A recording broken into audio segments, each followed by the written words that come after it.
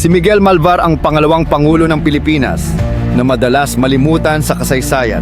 Marami ang hindi nakakaalam ng kanyang kwento, ngunit ang kanyang katapangan at paninindigan ay bahagi ng matibay na pundasyon ng ating bansa.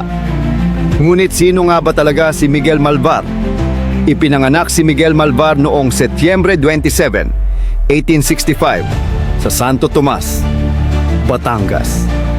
Nagmula siya sa isang mayamang pamilya at nagkaroon ng pribilehiyong mag-aral sa mga pribadong paaralan sa Batangas. Kabilang na ang Salipa at Tanawan. Sa kabila nito, mas pinili niyang hindi tumungo sa Maynila para ipagpatuloy ang pag-aaral at sa halip ay bumalik sa kanilang bayan upang magsaka. Sa kanyang sipag at tiyaga, nakabili siya ng mga lupa sa paligid ng bundok Makiling, kung saan nagtanim siya ng mga pananim tulad ng kahil at iba pang produktong pang-agrikultura. Noong 1891, ikinasal si Malvar kay Paula Maloles, na nagmula rin sa isang prominenteng pamilya sa Batangas. Ang pag-aasawa niyang ito ay nagbigay sa kanya ng koneksyon sa pamilya Rizal ng Calamba, Laguna. Sa katunayan, ayon sa ilang tala, si Saturnina Rizal, ang nakatatandang kapatid ni Jose Rizal, ay nagpahiram pa sa kanya ng 1,000 piso bilang puhunan sa negosyo.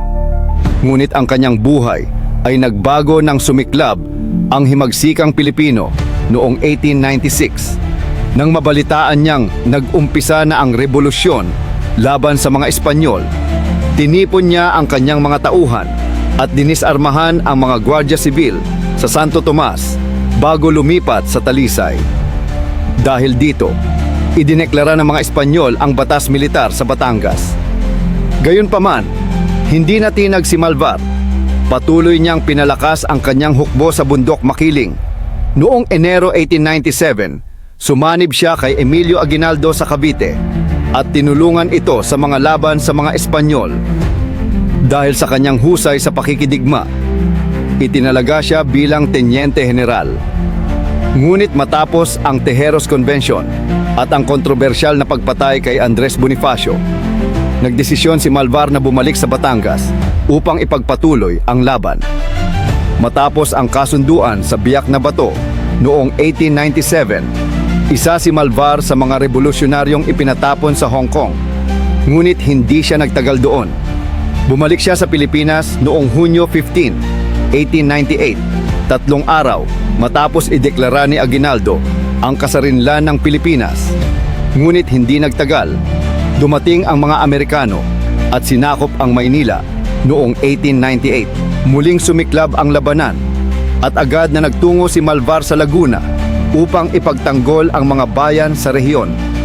Ngunit malakas ang puwersa ng mga Amerikano at lalo pang bumaba ang moral ng mga Pilipino nang mapatay si Antonio Luna, isang pangyayaring isinisi kay Aguinaldo. Sa kabila ng lahat, hindi sumuko si Malvar. Nagkampo siyang muli sa bundok Makiling upang ipagpatuloy ang digmaan. Alam ito ng mga Amerikano, kaya pinaglagyan nila ng mga kampo ang paligid ng bundok at hinarangan ang daloy ng pagkain at supply.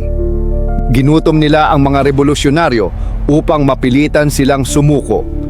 Sa kabila ng hirap, nanatili si Malvar sa laban.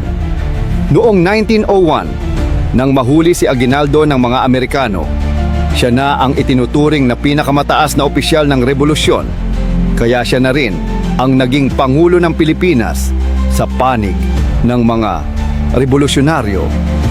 Ngunit sa kalaunan, ang patuloy na paghihirap ng kanyang mga tauhan, pati na rin ang pagsusumamo ng kanyang asawa at pamilya, ang nagbunsod sa kanya upang isuko ang kanyang sarili noong Abril 16. Sa kabila ng kanyang pagsuko, nanatili siyang marangal at hindi nagtaksil sa bayan. Sa halip na sumapi sa gobyernong Amerikano, pinili niyang bumalik sa kanyang pamilya at tahimik na namuhay bilang isang magsasaka. Si Miguel Malvar ay namatay noong Oktubre 13, 1911 dahil sa sakit sa bato.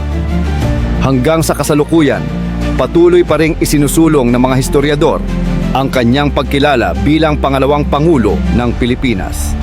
Ang bayan ng Malvar sa Batangas ay isinunod sa kanyang pangalan bilang tanda ng paggalang sa kanyang kabayanihan.